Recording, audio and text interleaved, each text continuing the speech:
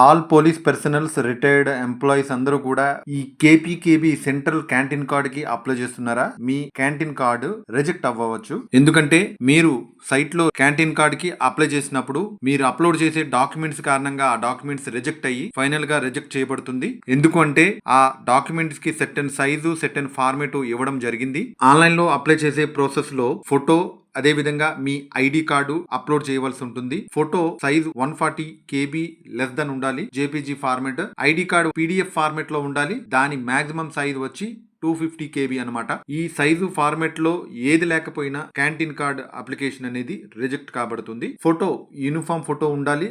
Background clear గా ఉండాలి. ID card ఇలా నీట్ గా ఫ్రంట్ మరియు బ్యాక్ కూడా స్కాన్ చేసి తగిన సైజెస్ లో ఏదైతే సైజెస్ కావాలని చెప్పారో ఆ సైజ్ లో మీరు PDF లో సేవ్ చేసుకుని ఫోటో మరియు ఈ స్కాన్డ్ PDF డాక్యుమెంట్ రెండు కూడా అప్లోడ్ చేసినప్పుడు మాత్రమే మీరు అప్లై చేసినటువంటి ఈ కేపీకేబీ క్యాంటీన్ కార్డ్ అప్లికేషన్ అనేది సక్సెస్ఫుల్ గా యాక్సెప్ట్ చేయబడి ఆఫ్టర్ ప్రొసెసింగ్ మీరు మళ్ళా లాగిన్ అయిన తర్వాత అది సక్సెస్ఫుల్ గా అప్లికేషన్ ప్రాసెస్ కాబడి మీ ఐడి కార్డు డౌన్లోడ్ చేసుకోవడానికి ఈ విధంగా అయితే చూపిస్తుంది.